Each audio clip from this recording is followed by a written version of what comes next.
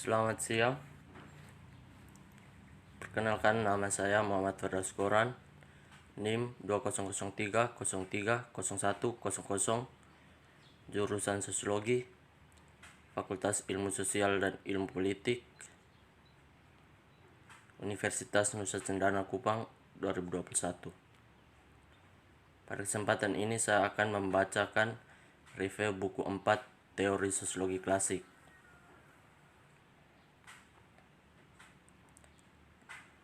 Emil Durkheim, Definisi Tenaga Kerja di Masyarakat. Emil Durkheim adalah definisi tenaga kerja di masyarakat. Doktor disertai dengan karya besar pertamanya diterbitkan pada tahun 1893.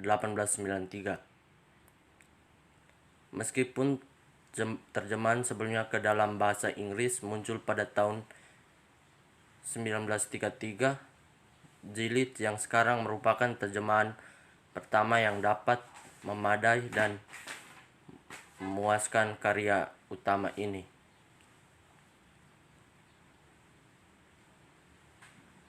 Pembagian kerja merupakan pelakuan yang sangat orisinil terhadap subjek, namun harus dibaca dalam konteks upaya-upaya sebelumnya untuk mengatasi definisi kerja yang rumit dan muncul dengan revolusi industri, pertama di Inggris dan kemudian di benua.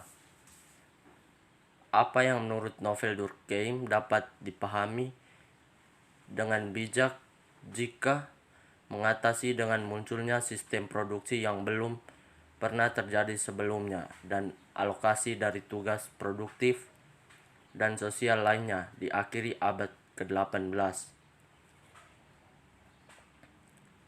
Beberapa bentuk pembagian kerja, baik itu hanya sepanjang garis seksual, telah mencerminkan semua jenis masyarakat yang dikenal dari primitif sampai modern. Dalam semua bidang itu,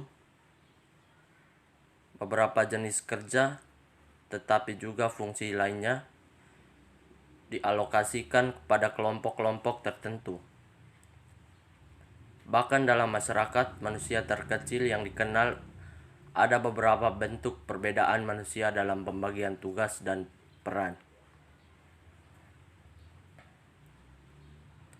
Masyarakat abad pertengahan dan para pemikir yang bercicir khas sangat menyadari adanya keragaman kegiatan kerja di tengah-tengah mereka, dan tulisan-tulisan tertentu tentang perbedaan pemanggilan semacam itu mendapat tempat yang menonjol di kalangan para reformis Protestan abad ke-16 dan setelahnya. Tetapi pembagian kerja para pramodern mencakup pada umumnya antara para perajin kota dan orang pedesaan yang terlibat dalam pekerjaan tertentu, atau pembagian kelas yang kasar di antara anggota-anggota berbagai kawasan yang menjadi satu membentuk masyarakat pramodern.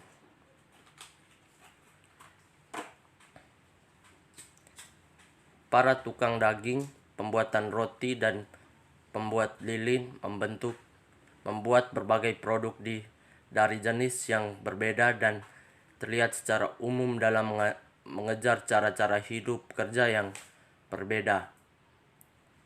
Di pihak lain, ada perpecahan tajam antara orang-orang yang dikhususkan untuk urusan militer.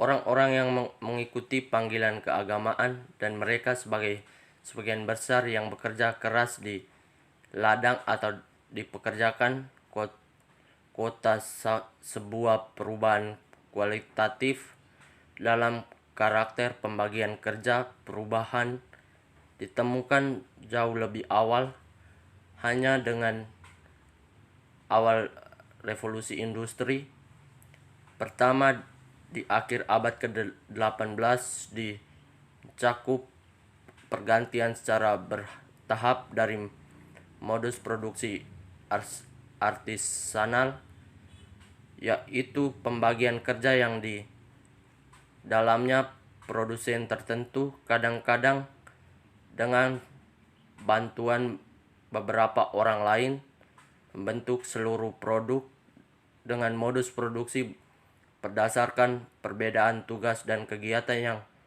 lebih halus daripada sebelumnya.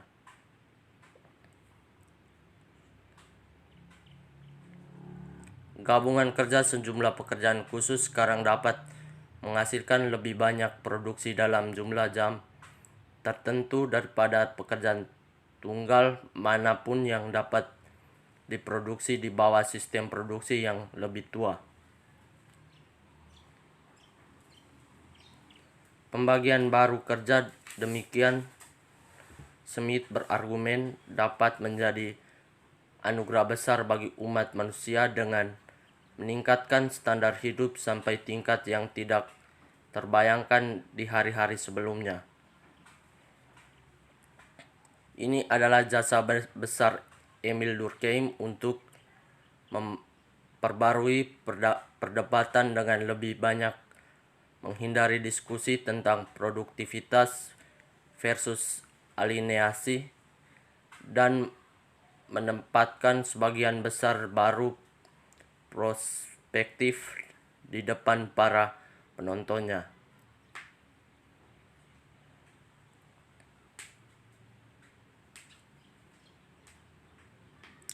Menulis lebih dari 1 abad setelah Adam Smith, Durkheim tidak lagi peduli dengan kemajuan produktif yang dibuat oleh divisi baru perubahan. Juga dia tidak terlalu peduli dengan apa yang disebut Marx sebagai ketersaingan, meskipun dia memang terganggu oleh apa yang disebutnya akibat patologis dari kondisi abnormal dari visi kerja komputer.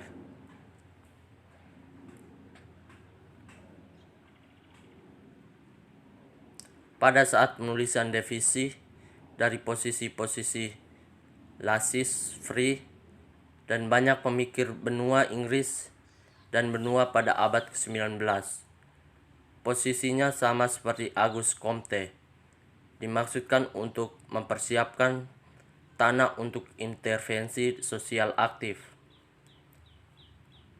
Durkheim adalah seorang liberal politik dengan pernyataan meliorostik dan juga sementara konservatif. Dalam hal ini menyebabkan Max Weber Durkheim ingin meningkatkan otonomi individu, bahkan ketika dia berpegangan pada gagasan bahwa otonomi tersebut biasa dicapai pada dasar-dasar yang aman dalam kondisi solidaritas sosial anggota satu sama lain.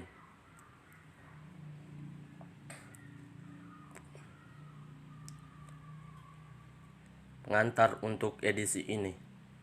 Durkheim adalah divisi kerja tesis doktornya telah disebut sosiologi klasik pertama. Deskripsi yang tepat karena menampilkan beberapa fitur mendefinisikan klasik. Ini melawan berbagai isu mendasar, metodologis, substansi, dan normatif. Isu-isu lama yang Durkheim perlakukan dengan cara baru. Perlakuan ini berani, sistematis, dan terinspirasi oleh visi yang khas. Selain itu, gagasan-gagasan kunci dalam buku telah selama dari dekomutasi yang transposisi.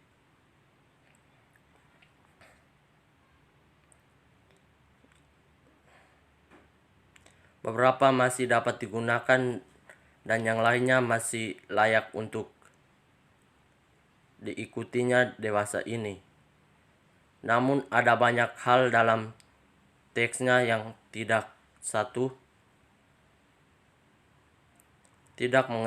mengejutkan, seperti perbaikan penyakit masyarakat yang sudah dekat, kekurangan bukti antropologis dan sejarah penggunaannya dalam pelayanan untuk dikotomi overasi antara jenis masyarakat. Kritik metodologis. Di sini kita sudah melihat dalam operasi Durkheim yang disebut realisme sosial yang harus ditetapkan dan dilebih-lebihkan sebagai doktrin 2 tahun kemudian dalam aturan metode sosiologis. Isinya adalah penolakan dari individualisme metodologis dan sebagai akibatnya upaya untuk menyampaikan realitas fakta sosial yang diuraikan dalam kalimat pertama kata pengantar sebagai fakta kehidupan moral dan budaya untuk memberi mereka penjelasan yang sangat baik secara sosial. Demikian dari saya. Selamat siang.